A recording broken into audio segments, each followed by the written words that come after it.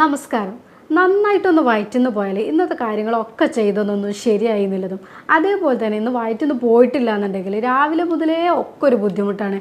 ഒന്നും ചെയ്തിട്ട് അങ്ങോട്ട് ശരിയാവണില്ല, അല്ലെങ്കിൽ ഒരു ട്രാക്കിൽ കയറിയില്ല എന്നൊക്കെ പല ആൾക്കാരും നമ്മളെടുത്ത് വന്ന് പറയാറുണ്ട്.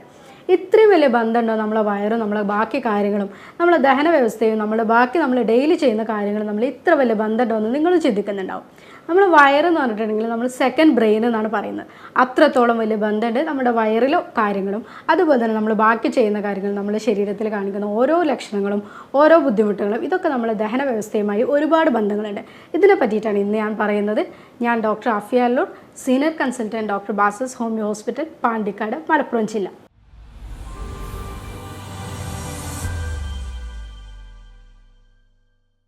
ദഹന വ്യവസ്ഥ എന്ന് പറയുമ്പോൾ നമ്മൾ ഒരു ഭക്ഷണം കഴിച്ച് അത് നമ്മുടെ ആമാശയത്തിലെത്തി നമ്മുടെ ശരീരത്തിന് ആവശ്യമുള്ളതെല്ലാം ഇതിൽ നിന്ന് എടുത്ത് നമ്മൾ കോശങ്ങളിലേക്കും ടിഷ്യൂസിലേക്കൊക്കെ ആവശ്യമുള്ളതെല്ലാം വിഭജിച്ചെടുത്തിട്ട് ബാക്കിയുള്ള ഭാഗങ്ങൾ, അതായത് വേസ്റ്റ് മെറ്റീരിയൽസ് മലാശയത്തിലൂടെ കളയുന്നത് വരെയുള്ള എല്ലാ പ്രോസസ്സിനും കൂടിയിട്ടാണ് നമ്മുടെ ദഹന വ്യവസ്ഥ അല്ലെങ്കിൽ ദഹന വ്യൂഹം എന്നൊക്കെ പറയുന്നത്.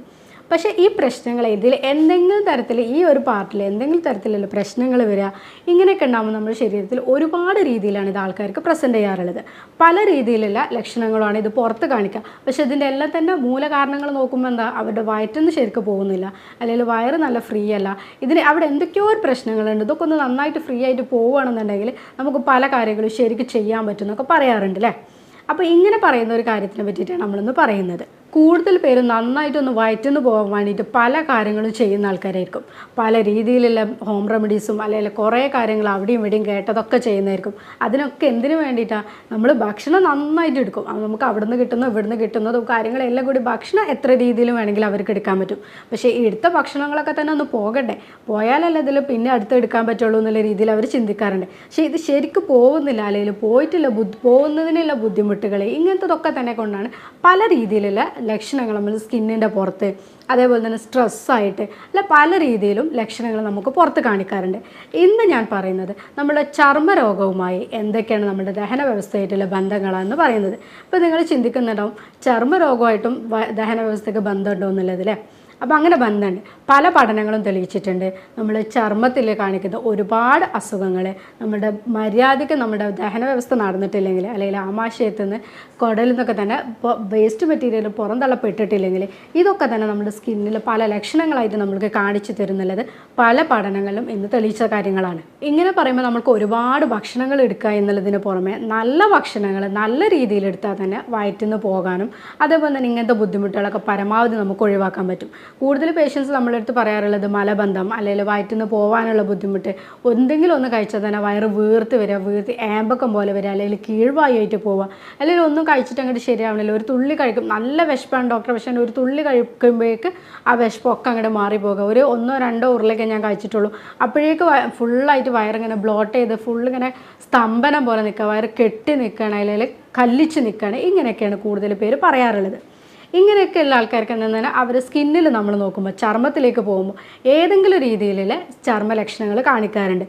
നമ്മൾ കൂടുതലായിട്ട് പറയുന്നത് എക്സിമ, കരപ്പൻ എന്നുള്ള രോഗം, അതേപോലെ സോറിയാസിസ്, മുഖക്കുരു, കൺതടത്തിലൊക്കെ ഉള്ള കറുത്ത പാടുകൾ, ഇങ്ങനെ പല ലക്ഷണങ്ങളിലേക്കും ഇത് നയിക്കാറുണ്ട്. എക്സിമ, കരപ്പൻ എന്നൊക്കെ പറയുന്നത് പൊതുവെ നമുക്ക് കുട്ടികൾക്ക് കാണിക്കുന്ന ഒരു അസുഖമാണ്. പക്ഷേ ഇത് മുതിർന്നവരിലും കാണിക്കുന്നുണ്ട്. ഇത് കൂടുതലായിട്ട് കാണുന്നത് ചർമ്മത്തിലൊക്കെ പൊട്ടി വരിക, അതുപോലെ അമിതമായിട്ട് സ്കിന്ന് ഡ്രൈ ആയിട്ട് ചർമ്മം പൊട്ടി വരണ്ട, അല്ലെങ്കിൽ കുമിളകൾ പോലെ വരിക, എന്നിട്ട് അത് പൊട്ടി ഇങ്ങനെ അടർന്നു പോകുന്ന രീതിയിലൊക്കെയാണ് കാണാറ്. ഇവിടെ എന്താണ് വയറിനായിട്ടുള്ള ബന്ധം നിങ്ങൾ ചിന്തിക്കുന്നുണ്ടാവും. നമ്മളെ ഗട്ടിൽ പ്രോപ്പറായിട്ട് കുറേ ബാക്ടീരിയാസ് ഉണ്ട്, നല്ല ബാക്ടീരിയാസ് ഉണ്ട്. ഈ നല്ല ബാക്ടീരിയാസിന് എന്തെങ്കിലും ഇംബാലൻസ് വരിക, അവരുടെ ആ ഒരു പോകുന്ന ഒരു സന്തുലിതാവസ്ഥയ്ക്ക് എന്തെങ്കിലും തകരാറുകൾ വരുമ്പോൾ അത് സ്കിന്നിലൂടെ പൊട്ടി പുറത്തേക്ക് ഇപ്പോൾ കാണിക്കാറുണ്ട്. അങ്ങനെയാണ് കൂടുതൽ പേർക്ക് നമ്മൾ എക്സിമും കാര്യങ്ങളൊക്കെ കാണാറുണ്ട്. നമ്മൾ ഇങ്ങനത്തെ എക്സിമിൻ്റെ ഒക്കെ ട്രീറ്റ്മെൻറ്റ് എടുക്കുമ്പോൾ ഫസ്റ്റ് അവരെ വയറാണ് നന്നാക്കാറുള്ളത്. ബയല്, പിത്തരസം ഇങ്ങനത്തെ സാധനങ്ങളൊക്കെ നന്നായിട്ട് പോകുന്നുണ്ടോ, മോഷൻ കറക്റ്റായിട്ട് നടക്കുന്നുണ്ടോ, ഈ കാര്യങ്ങളിലേക്കൊക്കെ നമ്മളൊന്ന് അവർക്ക് കേസ് എടുക്കുന്ന സമയത്ത് ചോദിക്കുമ്പോൾ തന്നെ തന്നെ നമ്മൾക്കിത് മെയിനായിട്ട് കിട്ടാറുണ്ട്. ഡോക്ടർ വയറ് ശരിയല്ല എന്നുള്ളത് അവർ ഫസ്റ്റ് തന്നെ എടുത്ത് പറയാറുണ്ട്. സോറിയാസിസ് കൂടുതൽ നിങ്ങൾ കണ്ടിട്ടുണ്ടാവും. സ്കിന്ന് നല്ല ചുമന്ന കളറിൽ വരും. അതേപോലെ തന്നെ സ്കിൻ ഇങ്ങനെ പൊട്ടി പൊട്ടി പോകുന്ന, അല്ലെങ്കിൽ പൊളിഞ്ഞ് നിൽക്കുമ്പോൾ തന്നെ അതിൻ്റെ ഉള്ളിൽ രക്തം കാണാം. സ്കിന്നിങ്ങനെ സ്കെയിലാണ് കൂടുതലായിട്ട് കാണിക്കുക. ഇവിടെ എന്താ വെച്ചാൽ ഇതും ഇതേപോലെ തന്നെ ഗട്ടിൻ്റെ പ്രോപ്പർ ഹെൽത്തുമായിട്ട് ബന്ധപ്പെട്ടതാണ്. ഇവിടെ ഇത് നമ്മൾ മുന്നേ പറഞ്ഞ എക്സിമയിൽ പറഞ്ഞ പോലെ തന്നെയാണ് സംഭവിക്കുന്നത്. പ്രോപ്പറായിട്ടുള്ള ഗട്ടിലുള്ള കാര്യങ്ങളും മോഷൻസും ഒന്നും നടന്നിട്ടില്ലെങ്കിൽ, നമ്മൾ ദഹന വ്യവസ്ഥയിൽ എന്തെങ്കിലും പ്രശ്നങ്ങളുണ്ടെങ്കിൽ, നന്നായിട്ടൊന്ന് വയറ്റുന്ന് പോയിട്ടില്ലെങ്കിൽ, ഇങ്ങനെയൊക്കെയുള്ള ആൾക്കാർക്കും ഇതേ രീതിയിൽ സോറിയാസിസിൻ്റെ ബുദ്ധിമുട്ടൊക്കെ കാണിക്കാറുണ്ട്. ഏക്നെ അല്ലെങ്കിൽ മുഖക്കുരു, ഇവിടെ എന്താണെന്ന് വെച്ചാൽ ശരീരത്തിൽ നല്ല രീതിയിൽ വിസർജ്യാവസ്ഥകളൊക്കെ ഒഴിവാക്കിയിട്ടില്ലെങ്കിൽ ഇതൊക്കെ ഈ വേസ്റ്റ് മെറ്റീരിയലൊക്കെ ശരീരത്തിൽ തന്നെ അടിഞ്ഞു കൂടുകയും അത് ഈ മുഖക്കുരുവിലെ രീതിയിലൊക്കെ പുറത്ത് ചാടുന്നതായിട്ടാണ് കൂടുതൽ കാണാറുള്ളത്.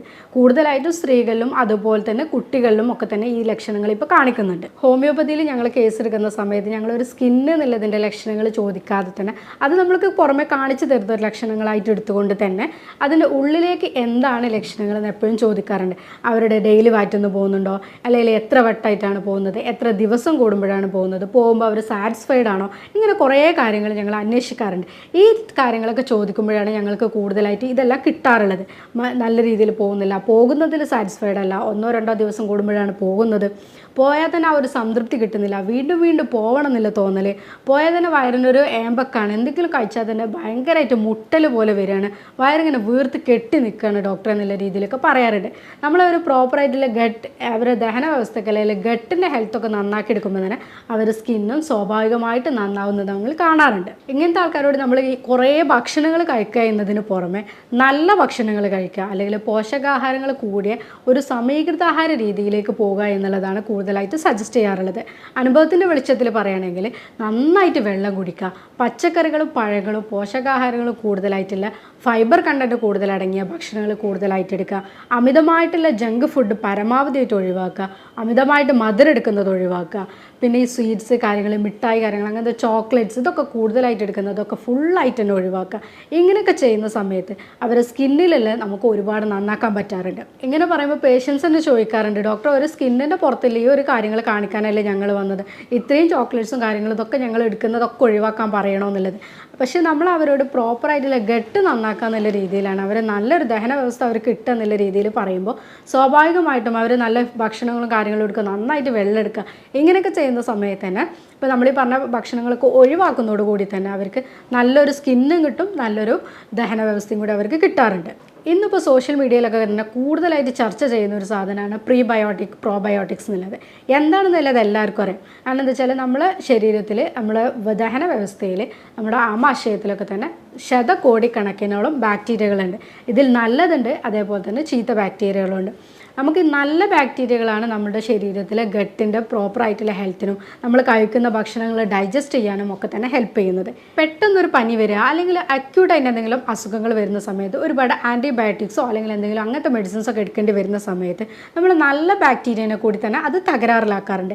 ഇങ്ങനെ വരുന്ന ആൾക്കാർക്ക് നിങ്ങൾ തന്നെ കണ്ടിട്ടുണ്ടാവും, പെട്ടെന്ന് ആൻറ്റിബയോട്ടിക്സ് ഒക്കെ കൂടുതൽ എടുത്തതിന് ശേഷമാണ് മലബന്ധം തുടങ്ങിയ ഡോക്ടർ അല്ലെങ്കിൽ കോൺസ്റ്റിപ്പേഷനാണ് അവരെന്നെ കൂടുതലായിട്ട് ഇപ്പോൾ ഈ ആൻറ്റിബയോട്ടിക്സ് ഒക്കെ എടുക്കുന്നതിൻ്റെ കൂടെ തന്നെ പ്രോബയോട്ടിക്സ് ഒക്കെ എഴുതി കൊടുക്കാറുണ്ട്. ഒരു സപ്ലിമെൻ്റ് ആയിട്ടാണ് ഇപ്പോൾ ഇത് പോകാറുണ്ട്. ഞാനെന്താ വെച്ചാൽ ഇങ്ങനത്തെ എടുക്കുമ്പോൾ നമ്മൾ നല്ല ബാക്ടീരിയനെ കൂടി അത് തളർത്തുന്നുണ്ട്. ചീത്ത ബാക്ടീരിയനെ നശിപ്പിക്കാൻ വേണ്ടിയിട്ടാണ് ആൻറ്റിബയോട്ടിക്സും കാര്യങ്ങളും എടുക്കുന്നതുണ്ടെങ്കിൽ തന്നെ നല്ല ബാക്ടീരിയൻ്റെ അളവിനെ കൂടി അത് കുറക്കും. അങ്ങനെ ആകുമ്പോൾ നമ്മളിവിടെ ഈ പ്രോബയോട്ടിക്സും കാര്യങ്ങളൊക്കെ ഒരു പനി വന്നതിന് ശേഷം നമ്മൾ തന്നെ അറിയില്ല തൈര് കാര്യങ്ങളൊക്കെ കൂടുതലായിട്ടുള്ള ഭക്ഷണങ്ങൾ കൊടുക്കാനൊക്കെ പറയാറുണ്ട്. അവിടെയൊക്കെ തന്നെ ഇതാണ് ഉദ്ദേശിക്കുന്നത്. പ്രോബയോട്ടിക്സ് കൂടുതലായിട്ട് അടങ്ങിയ ഭക്ഷണങ്ങൾ എടുക്കുകയാണെങ്കിൽ നമ്മുടെ ശരീരത്തിലെ ബാക്ടീരിയസിനെ നന്നാക്കി എടുക്കാൻ പറ്റും. പ്രീബയോട്ടിക്സ് എന്ന് പറഞ്ഞാൽ ഈ പ്രോബയോട്ടിക്സിനൊക്കെ വേണ്ടിയിട്ടുള്ള നല്ല ഭക്ഷണങ്ങൾ കൊടുക്കുന്നതാണ് ഈ പ്രീബയോട്ടിക്സ് എന്ന് പറഞ്ഞാൽ.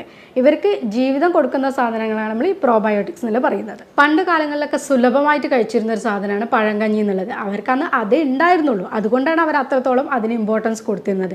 രാത്രിക്കത്തെ ഭക്ഷണങ്ങൾ എന്തെങ്കിലും എടുത്ത് വെച്ചിട്ട് അതിലേക്ക് രാവിലെ 1-2 കുറച്ച് അച്ചാറ് ഒഴിക്കും, അതേപോലെ തന്നെ ഈ 2 സ്പൂൺ തൈര് ഉപയോഗിക്കും. അങ്ങനെ എടുക്കുന്ന ഇതാണ് ഏറ്റവും നല്ലൊരു പ്രോബയോട്ടിക്കായിട്ട് നമ്മൾ പറയുന്നത്. പഴങ്കഞ്ഞി നമ്മൾ എടുത്ത് വെക്കുക. അത് തന്നെ നമ്മൾ കുത്തരീൻ്റെ അരി അല്ലെങ്കിൽ മട്ടരി ഒക്കെ ആണെങ്കിൽ ഒന്നുകൂടി നല്ലത്. നമ്മളിപ്പോൾ ഉപയോഗിക്കുന്ന വൈറ്റ് റൈസിനേക്കാളും കൂടുതൽ നല്ലതാണ് പോളിഷ്ഡ് ആയിട്ടുള്ള നല്ല റൈസ് ഉപയോഗിക്കുകയാണെങ്കിൽ. അങ്ങനത്തെ അരിക്ക് നമ്മൾ അച്ചാർ, വീട്ടിലുണ്ടാക്കിയ അച്ചാർ തന്നെ, അതിൽ നമ്മളിപ്പോൾ അച്ചാർ എല്ലാവരും ഡോക്ടർ ഒഴിവാക്കാനല്ലേ പറയുന്നതെന്ന് ചോദിക്കരുത്. കടുക്, നല്ലെണ്ണ ഇതൊക്കെ ഉപയോഗിച്ചിട്ടുള്ള വീട്ടിലുണ്ടാക്കുന്ന നാരങ്ങ ഒക്കെ അച്ചാറാണെങ്കിൽ നല്ലതാണ്. ഈ അച്ചാർ 1 സ്പൂൺ ഉപയോഗിക്കുക. അതേപോലെ തന്നെ അധികം പുളിയില്ലാത്ത തൈര്, ഇതൊക്കെ ഉപയോഗിച്ചിട്ട് നന്നായിട്ടൊന്ന് കഞ്ഞി കുടിക്കുകയാണെങ്കിൽ രാവിലെ തന്നെ നമ്മൾ ഗട്ടിന് വേണ്ടി നല്ലൊരു ഫുഡ് നമ്മൾ കൊടുത്തു. അത് കഴിഞ്ഞ് നമുക്ക് കുറച്ച് കഴിഞ്ഞിട്ട് മോര് വെള്ളം നന്നായിട്ട് കുടിക്കാം. മോര് വെള്ളം നമുക്ക് എടുക്കുന്ന രീതിയിൽ എത്ര എടുക്കാം. പിന്നെ ഇപ്പോൾ ഒരു ബീട്രൂട്ടിൻ്റെ കാവാസ് എന്ന് പറയുന്നുണ്ട്. ഇതെങ്ങനെയാണെന്ന് വെച്ചാൽ നമ്മൾ ബീട്രൂട്ടോ ക്യാരറ്റോ എന്തോ ആയിക്കോട്ടെ നിങ്ങൾക്ക് കൂടുതലായിട്ട് ഇഷ്ടമുള്ളതെന്ന് വെച്ചാൽ ഉപയോഗിക്കാം. അത് നമ്മൾ ഗ്ലാസിൻ്റെ ടിൻ തന്നെ ഉപയോഗിക്കണം. നമ്മൾ മറ്റേ സ്റ്റീൽ അല്ലെങ്കിൽ അതേപോലെ തന്നെ പ്ലാസ്റ്റിക് അങ്ങനത്തെ കുപ്പികളൊന്നും ഉപയോഗിക്കരുത്. ലിഡും ഗ്ലാസിൻ്റെ തന്നെ ആവാൻ വേണ്ടിയിട്ട് ശ്രദ്ധിക്കാം. എങ്ങനെ ഈ ബീട്രൂട്ട് ഇതൊക്കെ തന്നെ കട്ട് ചെയ്തിട്ട് ഈ ഒരു ബോട്ടിലിട്ട് വെക്കുക, ജാറിലിട്ട് വെച്ചിട്ട് കുറച്ച് വെള്ളവും എടുക്കുക. അതേ കൂടെ തന്നെ നമ്മൾ 1-2 ടീസ്പൂണ് ഇന്ദുപ്പാണ് ഒന്നും കൂടി നല്ലത്. അല്ലെങ്കിൽ നമ്മൾ സാധാരണ റോക്ക് സാൾട്ട് ഉപയോഗിക്കാം. ഇങ്ങനത്തെ ഉപ്പും കൂടി ഇട്ടിട്ട് ഇത് നമ്മളൊരു 7 ദിവസത്തോളം അടച്ചു വെക്കാം. ഇതിന് 1-2 ദിവസം കഴിയുമ്പോൾ ഒന്ന് ഷെയ്ക്ക് ചെയ്യണം. അതേപോലെ തന്നെ നമ്മൾ അധികമായിട്ട് വെയിൽ കൊള്ളാത്ത രീതിയിൽ സ്ഥലങ്ങളിൽ വെക്കുക. പകൽ സമയത്ത് ഒന്ന് ജനലിൻ്റെ അടുത്തേക്ക് വെക്കുകയാണെങ്കിൽ കുഴപ്പമില്ല. പക്ഷേ ബാക്കിയുള്ള സമയത്തൊക്കെ ഡാർക്ക് ഷെയ്ഡിൽ തന്നെ വെക്കാൻ വേണ്ടിയിട്ട് ശ്രദ്ധിക്കുക. 7 ദിവസം കഴിഞ്ഞാൽ നമുക്കിതിൻ്റെ ഈ ഒരു ലിക്വിഡ്, ഇതിൻ്റെ കിട്ടുന്ന ഒരു മിശ്രിതം ഉണ്ടാവും, അത് നമുക്ക് ഉപയോഗിക്കാം. ഈ ബീട്രൂട്ട്, ക്യാരറ്റ് ഇങ്ങനത്തെ സാധനങ്ങളൊക്കെ നമുക്ക് സലാഡായിട്ടോ അല്ലെങ്കിൽ ഭക്ഷണത്തിൽ വേറെ രീതിയിൽ നമുക്ക് ഉപയോഗിക്കാൻ നല്ലതാണ്. ഇത് ഡെയിലി രാവിലെ കഴിക്കുകയാണെങ്കിൽ നല്ലൊരു പ്രോബയോട്ടിക് ആയിട്ടുള്ള ഒരു ഡ്രിങ്കാണ് നമ്മൾ എടുക്കുന്നത്. വെയിറ്റ് ലോസിന് അതേപോലെ തന്നെ ഈ ഗട്ടിൻ്റെ പ്രോപ്പറായിട്ടുള്ള ഹെൽത്തിന്, നന്നായിട്ട് വയറ്റിന്ന് പോകാൻ ഇതിനൊക്കെ തന്നെ ഇത് ഹെൽപ്പ് ചെയ്യും. പ്രോബയോട്ടിക്സ് ഒക്കെ എടുക്കുന്നതോട് കൂടി തന്നെ നമുക്ക് വയറിൻ്റെ ഒക്കെ നന്നായിട്ടുള്ള ശോധനക്കും അതേപോലെ തന്നെ ഗട്ടിൻ്റെ ഹെൽത്തൊക്കെ നന്നാക്കാൻ വേണ്ടിയിട്ടും എടുക്കാൻ പറ്റുന്ന സാധനങ്ങളാണ് ജിഞ്ചർ ടീ. നമുക്ക് ഇഞ്ചൊക്കെ ഇട്ടിട്ട് ചെറിയ രീതിയിൽ ചായ കുടിക്കാം. അതേപോലെ തന്നെ മിൻറ്റിൻ്റെ, നമ്മൾ പുതിനൻ്റെ ഒക്കെ ഇട്ടിട്ടുള്ള ചായ, ഇതൊക്കെ നമുക്ക് ഇടയ്ക്കിടയ്ക്ക് നമുക്ക് ഗ്യാസിൻ്റെ പ്രശ്നങ്ങൾ, അതേപോലെ തന്നെ വയറ്റിന്ന് ശരിക്കും പോവാത്തവർക്ക് ഈ കോൺസ്റ്റിപ്പേഷന്, മലബന്ധം ഇങ്ങനെയൊക്കെ ബുദ്ധിമുട്ടുന്ന ആൾക്കാർക്ക് ഇതൊക്കെ തന്നെ ഹെൽപ്പ് ചെയ്യാറുണ്ട്. പ്രോബയോട്ടിക്സ് നമ്മളെ ദഹനം നന്നാക്കാൻ നല്ലതാണെന്ന് പറഞ്ഞില്ലേ. അതേപോലെ ഇപ്പോൾ നമ്മൾ മുന്നേ പറഞ്ഞ രീതിയിൽ ചർമ്മം നന്നാക്കാൻ, ഈ സ്ത്രീകളെ കേസിലൊക്കെ ആണെങ്കിൽ വജൈനയിൽ ഇൻഫെക്ഷൻ വരിക, അല്ലെങ്കിൽ യോനി നാളത്തിൽ ഇടയ്ക്കിടയ്ക്ക് ഓരോ ഇൻഫെക്ഷനുകൾ വരിക, വജൈന ഡ്രൈ ആയി നിൽക്കുക, മൂത്രനാളിയിലെ ഇൻഫെക്ഷൻ, ഇടയ്ക്കിടയ്ക്ക് മൂത്രപ്പഴുപ്പ് വരിക, അതേപോലെ തന്നെ ചില വാദങ്ങൾ, സന്ധിവാദം, പിന്നെ സ്ട്രെസ്സ് കാര്യങ്ങൾ കുറക്കാൻ, പിന്നെ ചില ഈ പെട്ടെന്ന് ഇൻഫെക്ഷന് കാര്യങ്ങളൊക്കെ കുറക്കാൻ, ഇതിനൊക്കെ തന്നെ സൈനസൈറ്റിസ്, ഇടയ്ക്കിടയ്ക്ക് തലവേദന, ഇങ്ങനത്തെ കാര്യങ്ങളൊക്കെ കുറക്കാനും വേണ്ടിയിട്ട് ഈ പ്രോബയോട്ടിക്സ് ഹെൽപ്പ് ചെയ്യുന്നുണ്ട്. ഇങ്ങനത്തെയൊക്കെ നല്ല ഭക്ഷണങ്ങൾ നമ്മൾ ഒരുപാട് എടുക്കുന്നതോടുകൂടി തന്നെ ഈ ബാക്ടീരിയകളെ നശിപ്പിക്കുന്ന ഭക്ഷണങ്ങളായിക്കൊണ്ടില്ല ജങ്ക് ഫുഡ്, കോള, പെപ്സി ഇങ്ങനത്തെ സാധനങ്ങളും അമിതമായിട്ടുള്ള ഷുഗർ കാര്യങ്ങളൊക്കെ തന്നെ പരമാവധി ഒഴിവാക്കാനും കൂടി ശ്രദ്ധിക്കണം. ഒരു ഭാഗത്ത് നമ്മൾ നന്നായിട്ട് പ്രോബയോട്ടിക്സും ഭക്ഷണങ്ങളും കാര്യങ്ങളും ശ്രദ്ധിക്കുമ്പോൾ അതിന് ഓപ്പോസിറ്റായിട്ട് ഇപ്പുറത്ത് ഇത്രയും രീതിയിലുള്ള ഭക്ഷണങ്ങൾ എടുക്കുമ്പോൾ ഇത് തമ്മിലൊരു മ്യൂച്വലായിട്ട് പോവില്ല. അപ്പോൾ നമ്മൾ നല്ല ഭക്ഷണങ്ങൾക്ക് ഇമ്പോർട്ടൻസ് കൊടുത്തുകൊണ്ട് തന്നെ മറ്റ് ഭക്ഷണങ്ങൾ നമ്മൾ കൂടുതലായിട്ട് ഒഴിവാക്കാനും കൂടി ശ്രദ്ധിക്കുകയാണെങ്കിൽ നല്ല രീതിയിലുള്ളൊരു ദഹന വ്യവസ്ഥയും അതുപോലെ തന്നെ നമുക്ക് നല്ല രീതിയിലുള്ളൊരു ചർമ്മം കിട്ടും. ഇങ്ങനെ ആകുമ്പോൾ തന്നെ ഒരുവിധം നമ്മൾ എല്ലാ പ്രശ്നങ്ങളും നമുക്ക് ഒഴിവാക്കാൻ പറ്റും. ഈ പ്രോബയോട്ടിക്സിനൊക്കെ തന്നെ നമ്മൾ ഫ്രണ്ട്ലി ബാക്ടീരിയ എന്നാണ് പറയുന്നത്. ഗട്ടിനെ നമ്മൾ സെക്കൻഡ് ബ്രെയിൻ എന്ന് പറഞ്ഞ പോലെ ഇത് രണ്ടും നമുക്ക് ഒരേപോലെ വേണ്ടതാണ്. അപ്പോൾ നമ്മൾ ബ്രെയിൻ നന്നാക്കാൻ നമ്മൾ എപ്പോഴും ഒരുപാട് കാര്യങ്ങൾ ചെയ്യാറുണ്ട്. പക്ഷെ ആരും തന്നെ നമ്മൾ ദഹന വ്യവസ്ഥനെ നന്നാക്കാൻ അതൊന്നും വലിയ വിഷയമല്ല എന്നുള്ള രീതിയിലാണ് കൂടുതൽ പേര് പോവാറുള്ളത്. പക്ഷേ ദഹന വ്യവസ്ഥ നന്നായി തന്നെ അന്നത്തെ ദിവസം നന്നായി എന്ന് പല പേഷ്യൻസും പറയുന്നതിൻ്റെ അനുഭവത്തിൽ പറയാണ്. എപ്പോഴും നമ്മൾ ആ ഒരു കാര്യങ്ങൾ നന്നാക്കാൻ വേണ്ടി ശ്രദ്ധിക്കുക. രാവിലെ തന്നെ നല്ല രീതിയിൽ ചൂടുവെള്ളം കുടിച്ചിട്ട് നമ്മൾ രാവിലത്തെ ഒരു നന്നാക്കുമ്പോൾ സമയത്ത് തന്നെ നല്ല രീതിയിൽ മോഷണം കാര്യങ്ങളും വന്ന് നടക്കും. ഇപ്പോൾ നമ്മൾ പറഞ്ഞ ജിഞ്ചർ ടീ, പുതിന അങ്ങനത്തെ കാര്യങ്ങളൊക്കെ വെച്ച് നമുക്കൊന്ന് നന്നാക്കാം. നമ്മൾ തലേന്ന് കഴിക്കുന്ന ഭക്ഷണങ്ങളൊക്കെ ഇപ്പോൾ ഈ പഴങ്കഞ്ഞി കാര്യങ്ങളൊക്കെ ഉണ്ടെങ്കിൽ നമുക്ക് രാവിലെ തന്നെ വയറ്റിന്ന് പോകാനും കാര്യങ്ങളൊക്കെ ഒരുവിധം സമാധാനമായിട്ട് നടക്കുകയും അന്നത്തെ ദിവസം തന്നെ നല്ല രീതിയിൽ കിട്ടുകയും ചെയ്യും. ഞാൻ ഇതുവരെ പറഞ്ഞ കാര്യത്തിൽ നിങ്ങൾക്ക് എന്തെങ്കിലും സംശയമോ അല്ലെങ്കിൽ ഇതിനെപ്പറ്റി കൂടുതൽ എന്തെങ്കിലും നിങ്ങൾക്ക് അറിയാനുണ്ടെങ്കിൽ താഴെ കൊടുത്ത വാട്സപ്പ് നമ്പറിൽ നിങ്ങൾക്ക് കോൺടാക്ട് ചെയ്യാവുന്നതാണ്. സ്നേഹത്തോടെ doctor Afiya Allur, senior consultant, doctor Basil's homeo hospital, Pandikkad, Malappuram ജില്ല.